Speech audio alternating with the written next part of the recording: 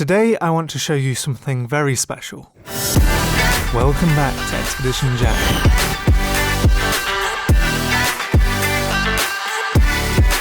This is the large ferrocerium rod from MCQ Bushcraft himself.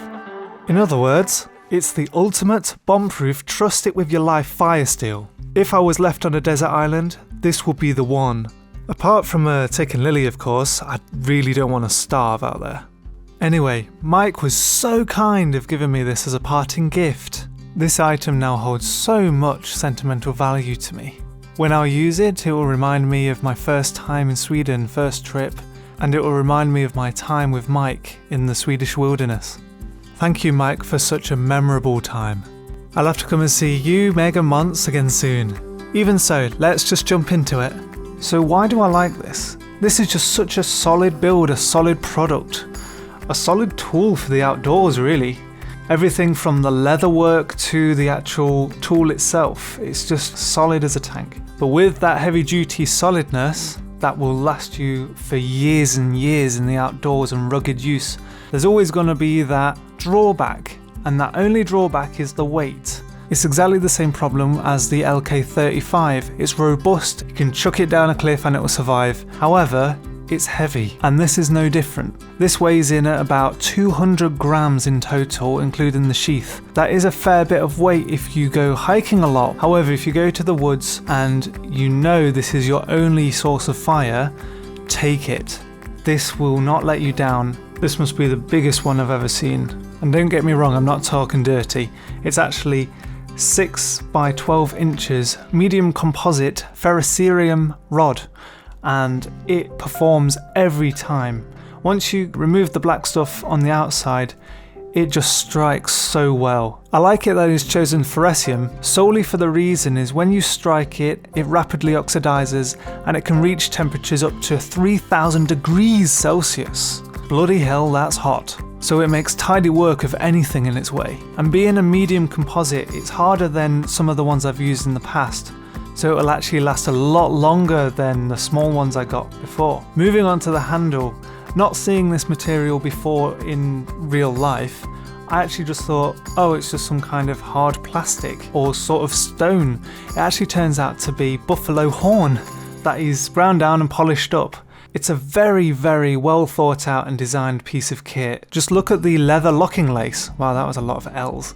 But this serves a very important purpose, that it locks it in the sheath and you'll not lose it. If you've ever watched History Channel and you've watched Alone, there was a survivalist, another YouTuber called Joe Robinette on there from Canada, and the main reason he had to leave the survival show is because he lost his rod, he lost his striker. He always puts it away, he always puts it back. However, if he had something like this that he can put back and make sure he locks in, there's no way you would have lost it. But then people do things when they're tired. I've done it in the past as well. But going back to this locking lace, it is very strong high grade leather, and at the end is actually some beads. Then there's no need to worry of the knots coming loose because Mike has gone to the extra care and level to actually stitch the knots so they can never come loose.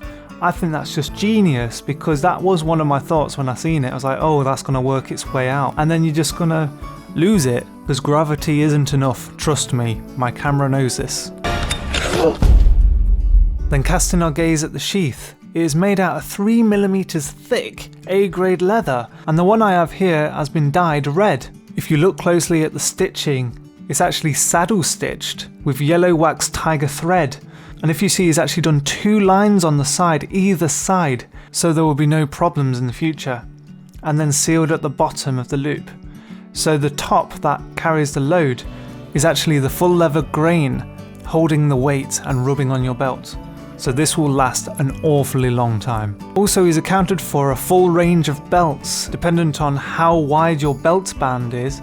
I love this because I normally have normal belts, but when I go outdoors I love to use very wide banded belt. The one I have in particular can take up to 6 centimeters width of belt. I'm just saying in particular because obviously the handcrafted, handmade There may be a little bit of leeway here and there, however, there's not many belts that are bigger than that. Even so, you don't need to wear this with a really wide belt, you can still wear it with your normal trouser belts. And I've tried this in the past, and it doesn't go anywhere, it's fine, it's great.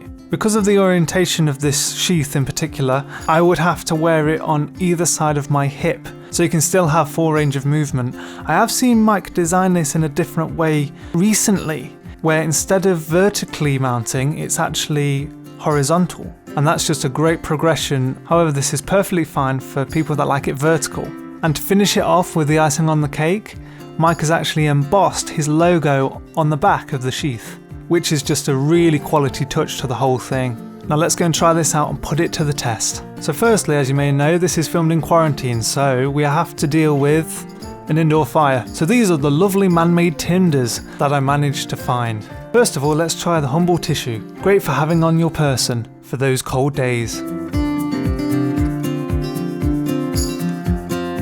Next, I tried a bit of newspaper. You usually find it round bus stops in city centres.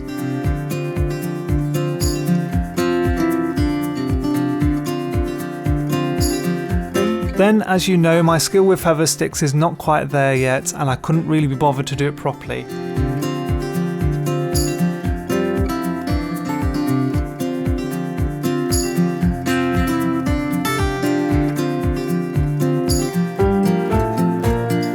And look how it still lights it. That's incredible. And then just out of interest, let's try a fire lighter. This was actually the most difficult to catch. It took me a bit of figuring out anyway, but it still went. And now we have fire and warmth to sit comfortably and watch my favourite series right now, which is Killing Eve. It's absolutely amazing. If you haven't seen it, go and watch it. The writing is absolutely incredible. Rest in peace, young, naive Expedition Jack. You will never again be sat on a mountain in the Lake District, freezing your off because you didn't know how to use your shitty little fire steel you got free with your knife. So on that note, thanks for watching, and now you know what I'm going to be watching. As always, I put links in the description of what I'm talking about to make your life easier. And make sure you tune in next time to join the expedition. Sweden continues this Sunday.